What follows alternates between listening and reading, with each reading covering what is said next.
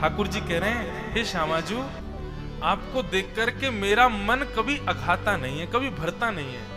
आप इतनी सुंदर हैं, नित्य नूतन दिखाई देती हैं।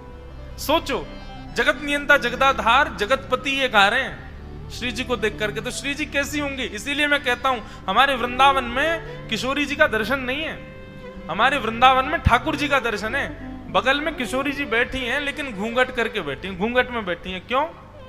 अरे भाई, जिनको देख करके त्रिलोकीनाथ की ये दशा हो जाती है, हमारी क्या ही हालत होगी उनको देख करके। इसीलिए ठाकुर जी ने कहा कि देखो, यहां जीवात्मा अपने कर्म बंधन में बंध करके, प्रारब्ध में बंध करके मृत्यु को प्राप्त हो, अच्छा है।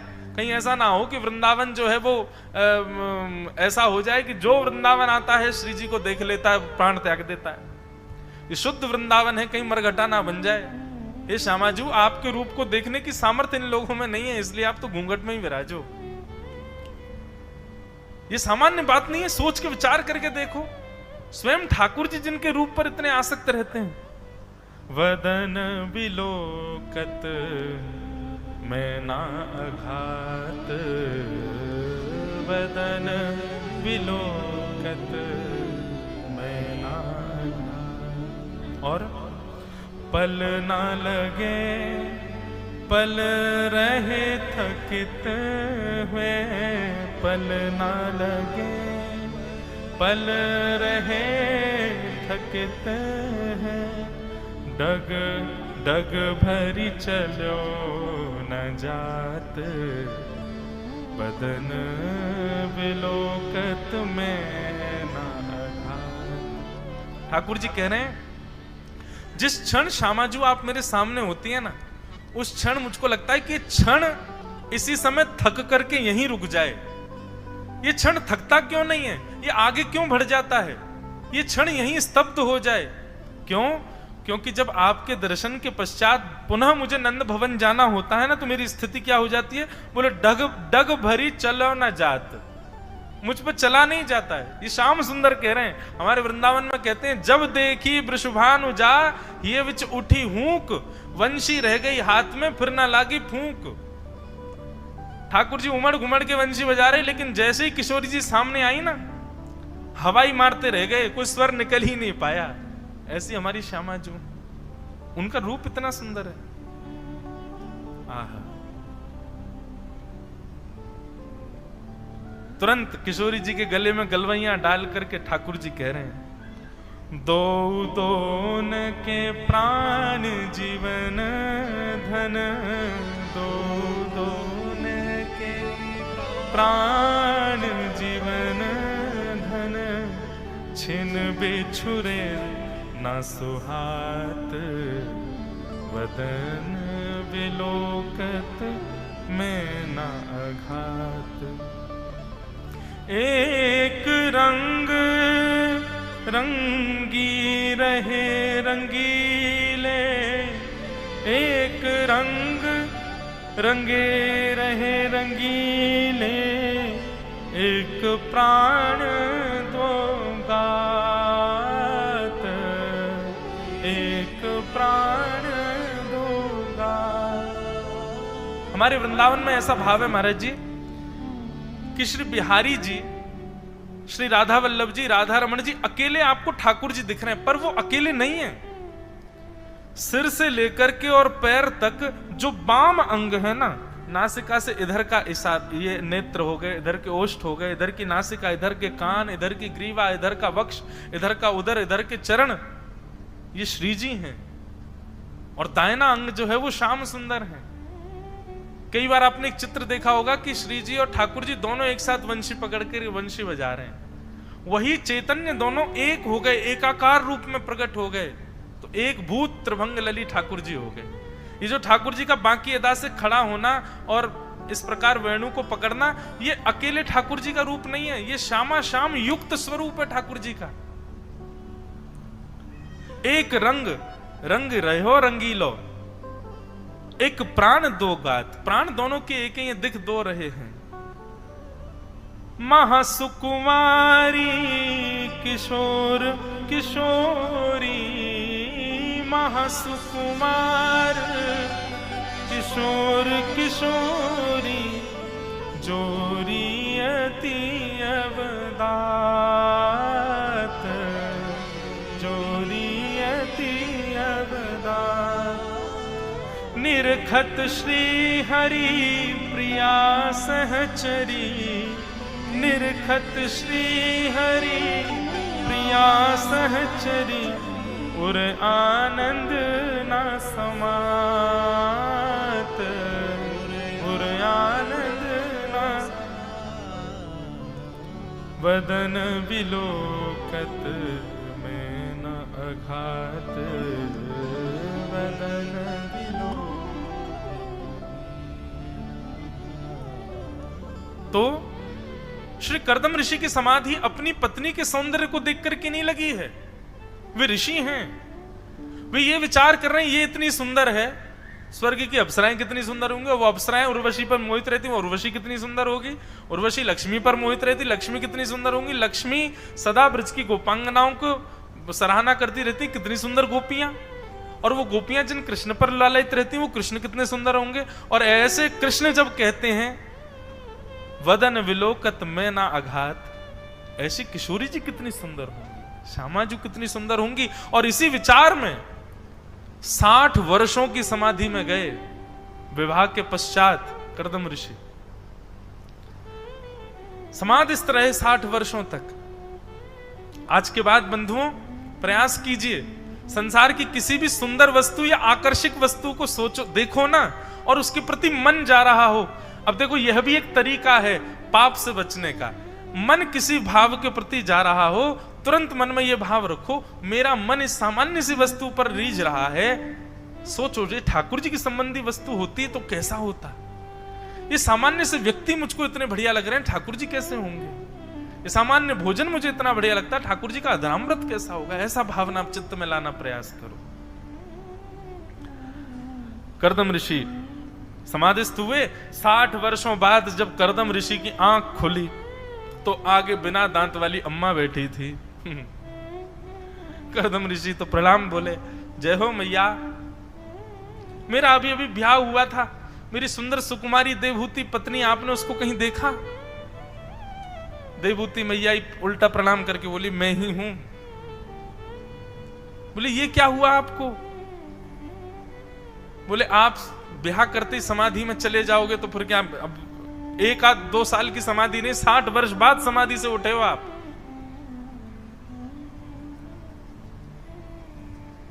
आजकल की पत्नी होती तो कर्दम ऋषि की अकल ठिकाने लगा देते, लेकिन देवहूति है। कर्दम ऋषि बोले, देवी तुमने पूरा जीवन व्यतीत कर दिया ऐसे ही, कोई चाह कोई इच्छा अपनी प्रकट नहीं की। और कर्दम ऋषि ने जब आसपास देखा तो 60 वर्ष पहले जैसा छोड़ के गए उससे भी ज्यादा सुसज्जित कुटिया, उससे भी ज्यादा सुसज्जित उनकी सब सेवा प्रणाली आदि जो भी वो करते थे नियम अपने, सब उनकी पत्नी करती थी इतने दिनों तक। अपना तन भी देखा तो 60 वर्षों में नित्य उनको स्नान कराना, नित्य उनके तन को स्वच्छ रखना, ये सब देवहूति करती थी।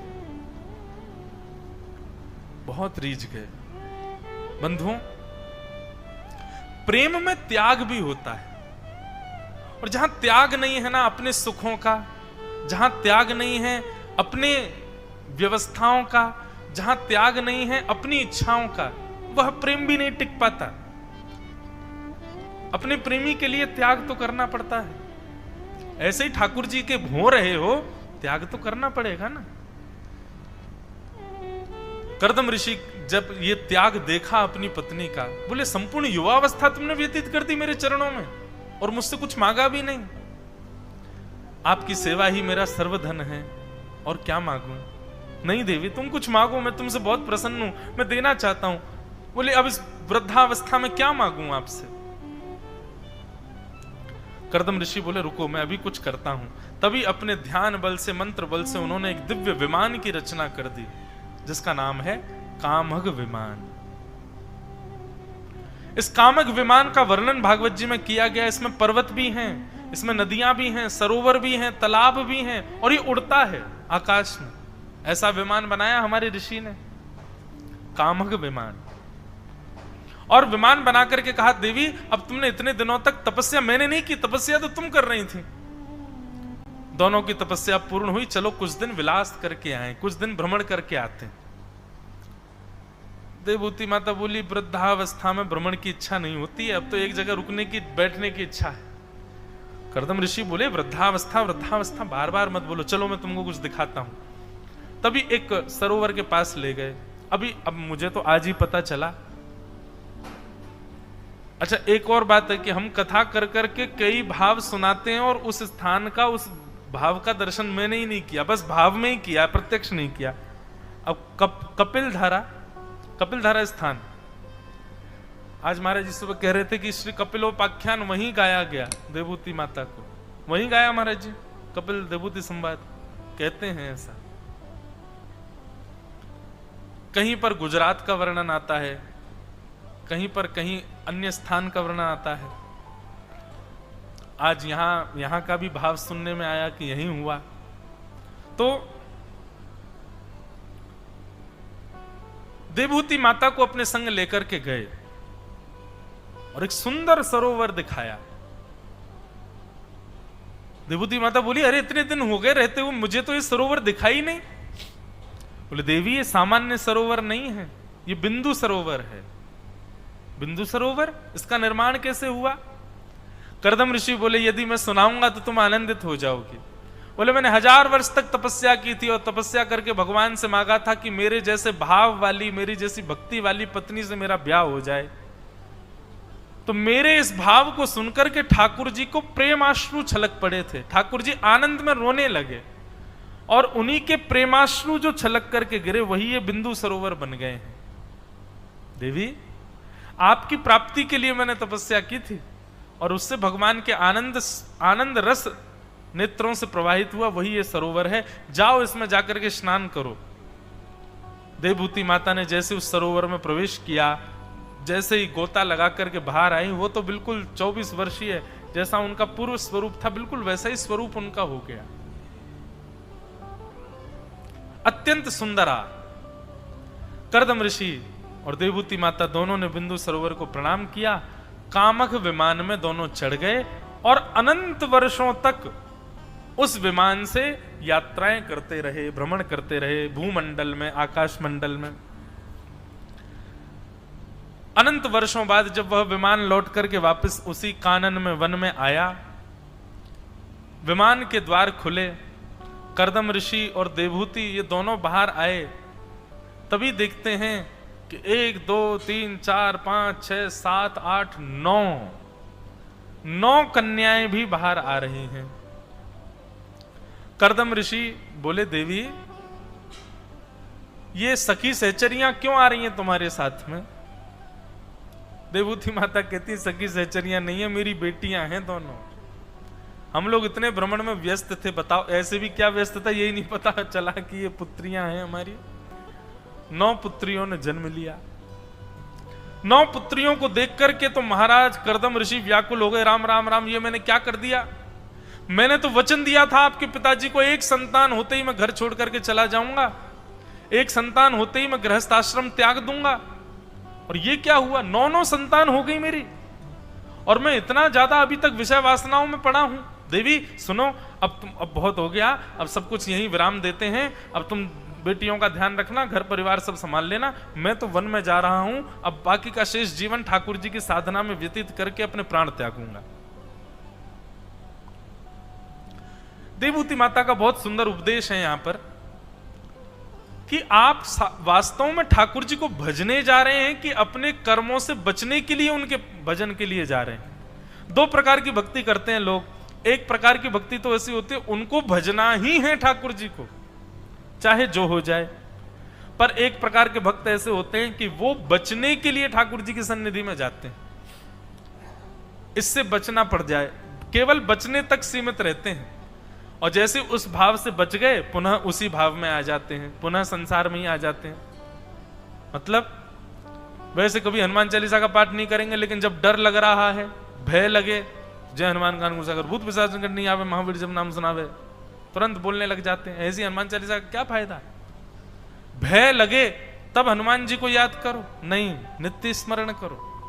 तो 2 प्रकार के भक्त होते हैं। तो कर्दम ऋषि को यही बात देवभूति माता कहती है कि आप ठाकुर जी को भजने जा रहे हो कि अपने कर्म से बचने के लिए भजन करने जा रहे हो?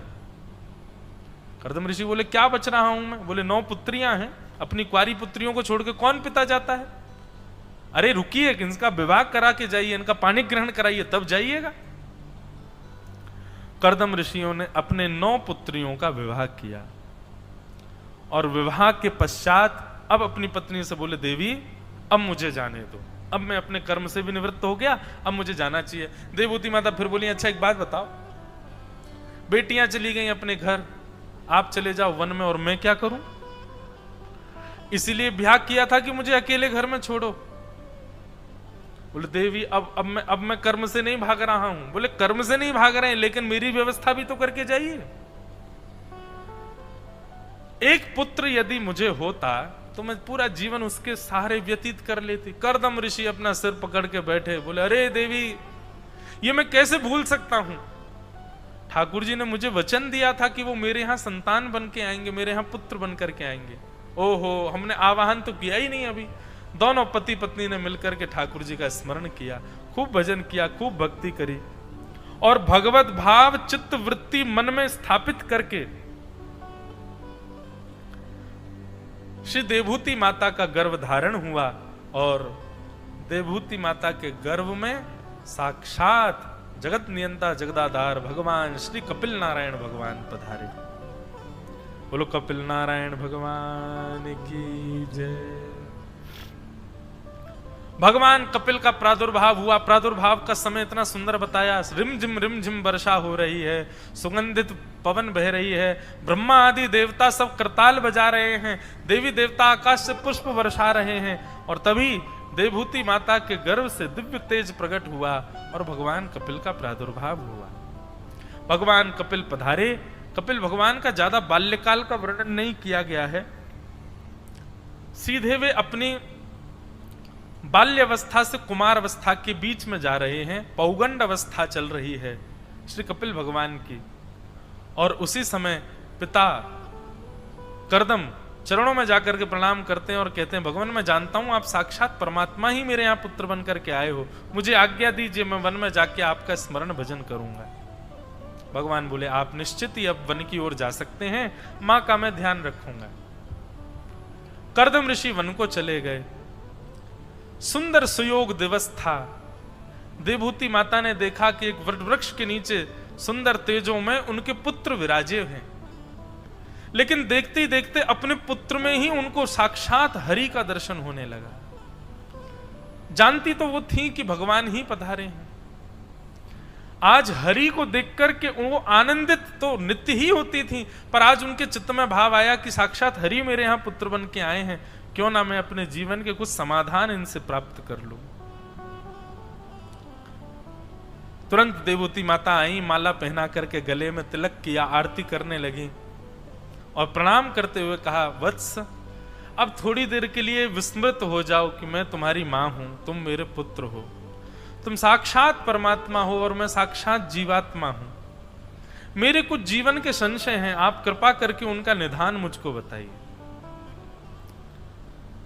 कपिल भगवान नेत्र खोल करके प्रसन्न मुद्रा में बैठे हैं और देवहूति माता से कहते हैं मैया आज्ञा करो, क्या भाव जानना चाहती हैं आप? और यहां से देवहूति माता ने प्रश्न करना प्रारंभ किया। कपिल देवहूति संवाद प्रारंभ होता है। देवहूति माता का सबसे पहला प्रश्न, निर्वेणा नितराम भूमल असद इंद्रिय तर्षणा येन संभाव्यमानेन प्रपन्नान्धम तम प्रभु। देवहूति माता कहती हैं भगवान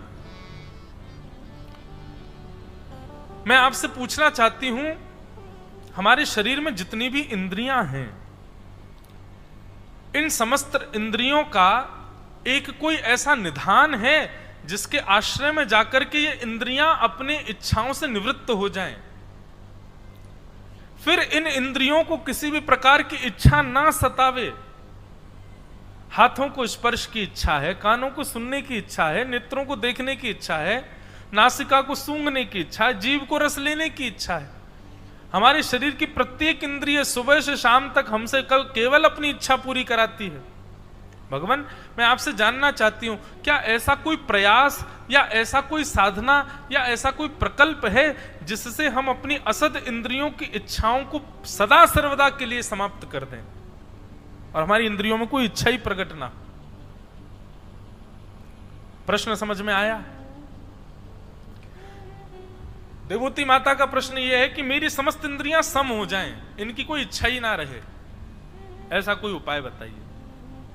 और यहां इन्होंने केवल इंद्रियां नहीं कहा, असद इंद्रिय, दूषित इंद्रियां कहा।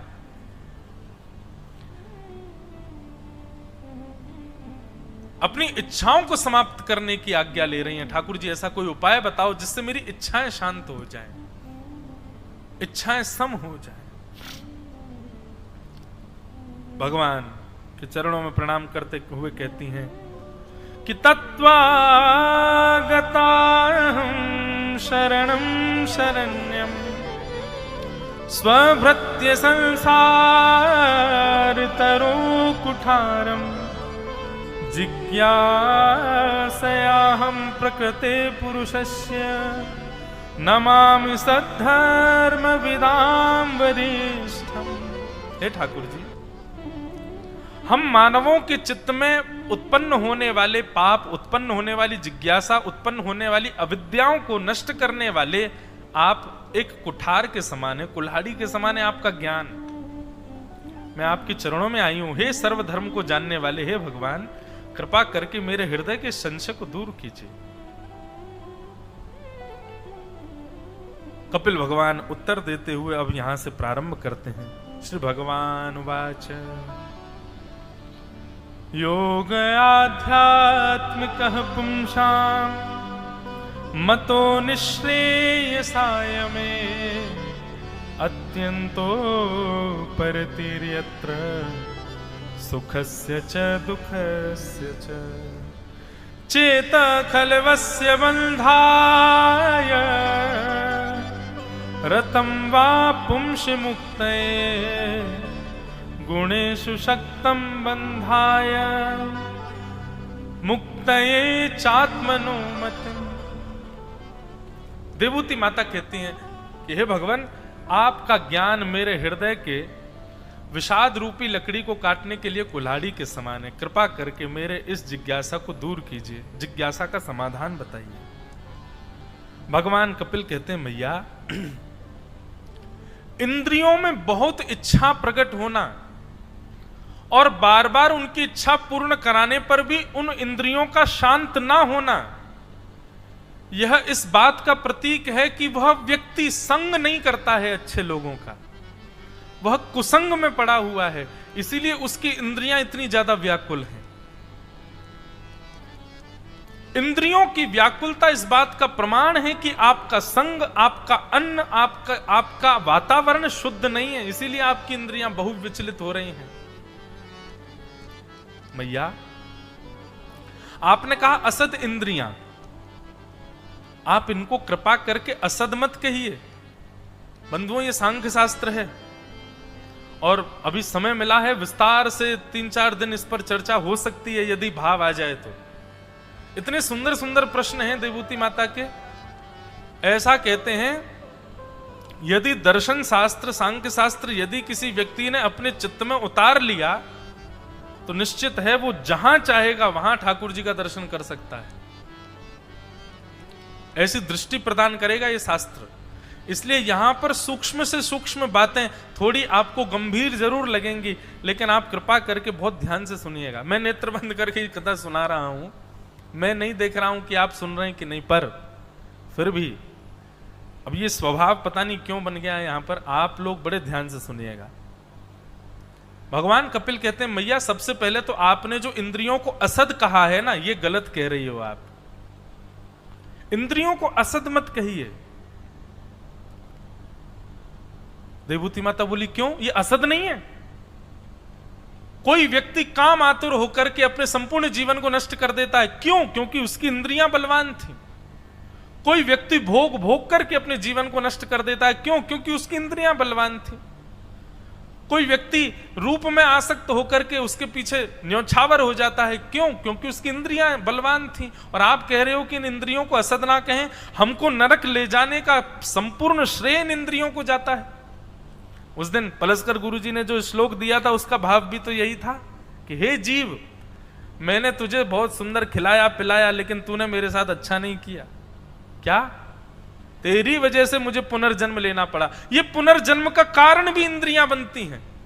ये पुनरपि जननम पुनरपि मरणम पुनरपि जननी जठरे शयनम, बार बार 84 लाखियों योनियों में भटकना, और अपने पूर्व के प्रारब्ध जो हमको पता भी नहीं है कि हमने क्या किया पूर्व जन्म में, हम इस जन्म में भोग रहे हैं उसको।